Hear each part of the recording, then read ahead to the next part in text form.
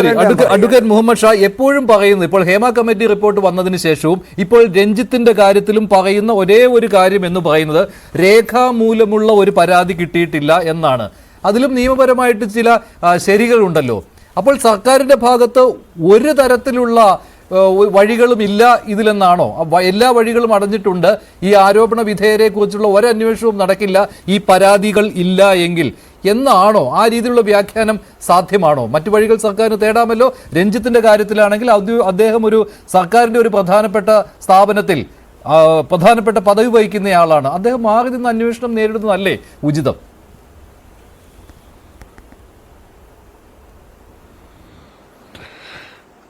അന്വേഷണം തീരുമാനിക്കപ്പെട്ടാൽ അന്വേഷിക്കപ്പെടുന്നയാള് പ്രധാനപ്പെട്ട പദവികളിൽ ഇരുന്നു കൊണ്ട് അന്വേഷണം നടത്തുന്ന ഉചിതമല്ല, മാറി തന്നെ മതിയാവും. മഞ്ജുഷ ചോദിച്ച പ്രധാനപ്പെട്ട ചോദ്യം, സർക്കാർ ഇപ്പോൾ ഒരു ഇൻവെസ്റ്റിഗേഷനിലേക്ക് നടത്തേണ്ടതുണ്ടോ, അങ്ങനെ നടത്താൻ സാധിക്കുമോ എന്ന് ചോദിച്ചാൽ എന്റെ നിയമപരമായ അഭിപ്രായം, ഒരു എക്സ്പെർട്ട് കമ്മിറ്റിയെ സർക്കാർ അപ്പോയിന്റ് ചെയ്യുന്നു. ആ എക്സ്പെർട്ട് കമ്മിറ്റിയുടെ ജോലി സ്ത്രീകൾ അല്ലെങ്കിൽ പെൺകുട്ടികൾ സിനിമാ ഫീൽഡിൽ പ്രവർത്തിക്കുമ്പോൾ അവർക്ക് ഉണ്ടാകുന്ന തിക്താനുഭവങ്ങൾ, ബുദ്ധിമുട്ടുകൾ, അത് പരിഹരിക്കാനുള്ള റെക്കമെൻഡേഷൻസ് ഉണ്ടാക്കുന്നതിന് വേണ്ടിയിട്ട് ഒരു എലാബറേറ്റ് ആയി ഒരു എക്സ്പെർട്ട് കമ്മിറ്റി വെക്കുന്നു. എക്സ്പെർട്ട് കമ്മിറ്റി തെളിവുകളെടുക്കുന്നു. ആ തെളിവെടുക്കുന്ന സമയത്ത് എക്സ്പെർട്ട് കമ്മിറ്റിയുടെ കയ്യിൽ കുറെ മൊഴികൾ വരുന്നു, കുറെ സ്റ്റേറ്റ്മെന്റുകൾ വരുന്നു, ഇൻക്രിമിനേറ്റിംഗ് ആയ സ്റ്റേറ്റ്മെന്റുകൾ വരുന്നു. ചില ഒഫൻസ് കമ്മിറ്റ് ചെയ്ത് 354 സീരീസും 376 സീരീസുമായിട്ട് വരുന്ന കുറെ ഒഫൻസസ് കമ്മിറ്റ് ചെയ്യുന്നതിന്റെ ഇൻഗ്രീഡിയൻസ് ഉള്ള സ്റ്റേറ്റ്മെന്റ് വരുന്നു. ആ സ്റ്റേറ്റ്മെന്റിനോടൊപ്പം കുറെ തെളിവുകൾ, ചില വാട്സ്ആപ്പ് മെസ്സേജുകളും കമ്മ്യൂണിക്കേഷൻസും ഒക്കെ കിട്ടുന്നു. അത് പൂർണ്ണമായി ഇതിനകത്തില്ല, റിപ്പോർട്ടില്ലെങ്കിലും അങ്ങനെയൊക്കെ ലഭിച്ചിട്ടുണ്ട് എന്നത് ആ കമ്മിറ്റി കൺഫേം ചെയ്യുന്നു, റിപ്പോർട്ടിൽ അത് പറയുന്നു.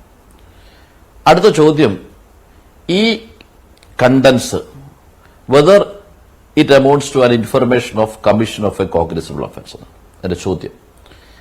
ഈ ഇൻഫർമേഷൻസ് ഒരു കോഗ്നിസബിൾ ഒഫൻസ് കമ്മിറ്റ് ചെയ്യുന്നതിന്റെ ഇൻഫർമേഷനായി കണക്കാക്കാമേ, അത് കണക്കാക്കാൻ പറ്റുമോ?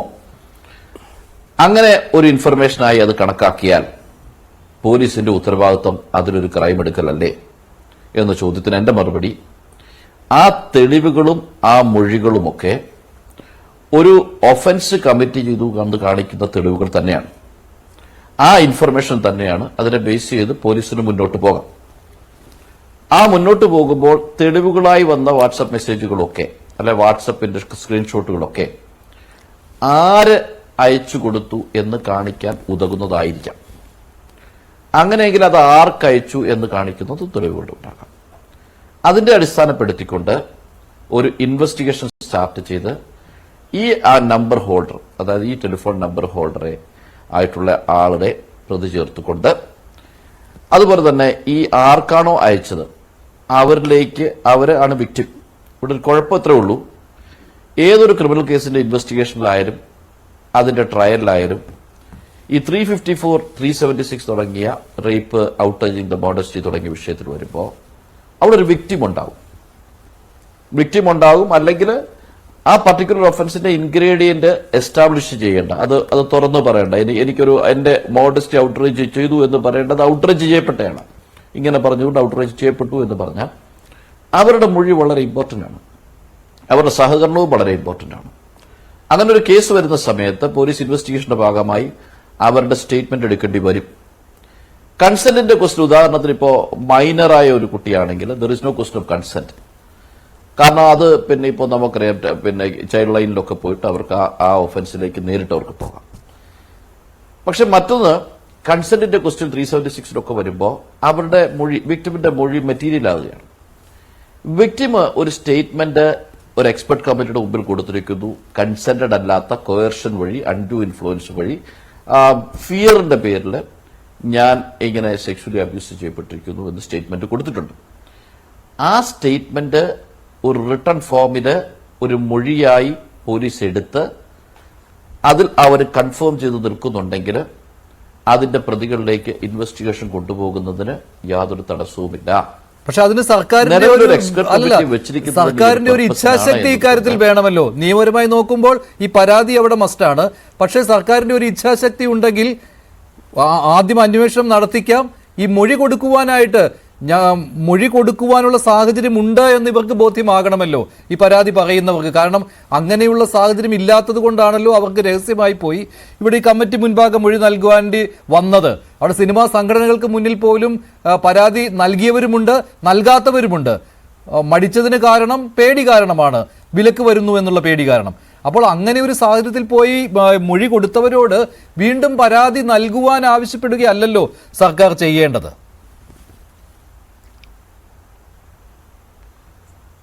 അല്ല, ഞാൻ പറയുന്നത് സർക്കാർ ചെയ്യുന്നത് എനിക്ക് അതിനെക്കുറിച്ച് വലിയ ആക്ഷേപമുണ്ട്. സർക്കാർ അതിലേക്ക് പോകേണ്ടതില്ല എന്ന തീരുമാനം എക്സ്പ്ലിസിറ്റ് ആയിട്ട് പറയുകയാണ് ഒരു പത്രസമ്മേളനം വിളിച്ചിട്ട്.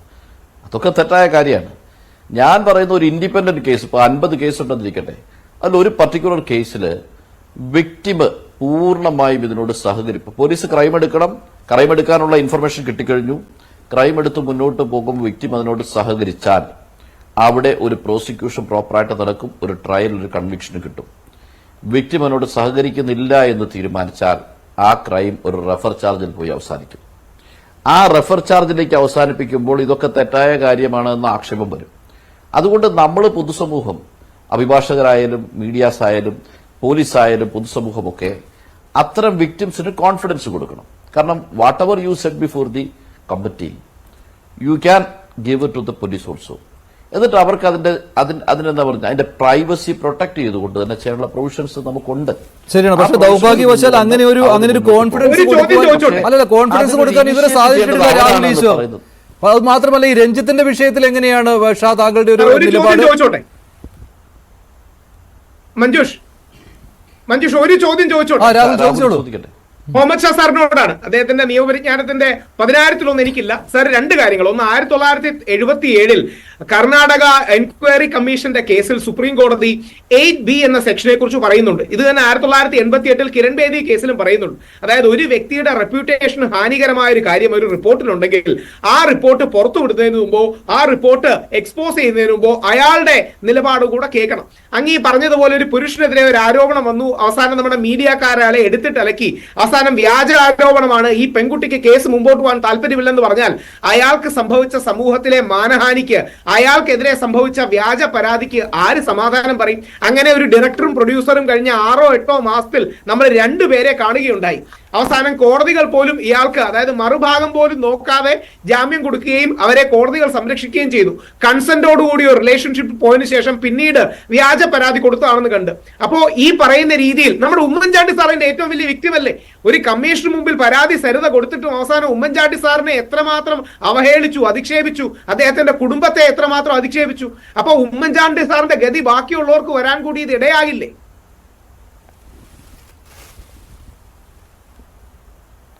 അല്ല, രാഹുൽ ചോദിച്ചത് വളരെ റിലവന്റ് ആയ ക്വസ്റ്റ്യൻ ആണ്. ഒരാൾക്കെതിരെ വ്യാജമായ ഒരു ആരോപണം ഒരാൾ ഉന്നയിച്ചാൽ, അങ്ങനെ ആരോപണം ഉന്നയിച്ചതിന് ശേഷം ഇൻവെസ്റ്റിഗേഷൻ നടത്തുന്ന സമയത്ത് നമ്മളൊക്കെ ഒരുപാട് ചർച്ച ചെയ്ത് അവരെ മോശപ്പെടുത്തിയാൽ അവർക്കുണ്ടാകുന്ന ഡിഫമേഷൻ ഒരു വലിയ സീരിയസ് ഇഷ്യൂ തന്നെയാണ്.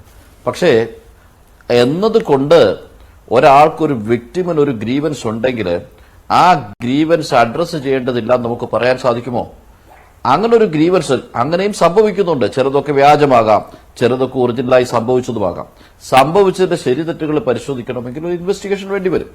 ആ ഇൻവെസ്റ്റിഗേഷനിലേക്ക് ഗവൺമെന്റ് ഇനിഷ്യേറ്റ് ചെയ്യണോ ഈ കേസിലെന്ന് ചോദിച്ചാൽ, ഒരു എക്സ്പെർട്ട് കമ്മിറ്റി അപ്പോയിന്റ് ചെയ്ത ഗവൺമെന്റ് ആ എക്സ്പെർട്ട് കമ്മിറ്റിയുടെ കണ്ടന്റ്സിന് ഒരു ഇൻഫർമേഷനായി കണക്കാക്കിക്കൊണ്ട് ഒരു ഇൻവെസ്റ്റിഗേഷൻ നടത്തുമ്പോൾ അങ്ങനെ ഒന്ന് പ്രൊസീഡ് ചെയ്യാൻ എനിക്ക് താല്പര്യമില്ല എന്ന് സ്റ്റേറ്റ്മെന്റ് എടുക്കുന്ന സമയത്ത് വിക്ടിം പറഞ്ഞാൽ അവിടെ പിന്നെ അബ്യൂസീവ് പ്രോസസ്സായി വേണ്ടാന്ന് വെക്കാം. പക്ഷെ അങ്ങനെ ഒന്നിലേക്ക് ഉറച്ചു നിൽക്കുന്ന ഒരു വിക്ടിം ഉണ്ടെങ്കിൽ അന്വേഷണത്തിലല്ലേ അറിയാൻ പറ്റുകയുള്ളൂ. അവർ പേടിക്കുന്നുണ്ട്, അല്ലെ അൺഡ്യൂ ഇൻഫ്ലുവൻസ് ആണ് അവർ പറയാതിരിക്കുന്നതിന് കാരണമെങ്കിൽ അതിന് നമ്മളൊക്കെ ഉത്തരവാദിയല്ലേ? അങ്ങനെ ഒരു സാഹചര്യം ഉണ്ടാകാൻ പാടില്ലല്ലോ രാജ്യത്ത്. ശരിയാണ്.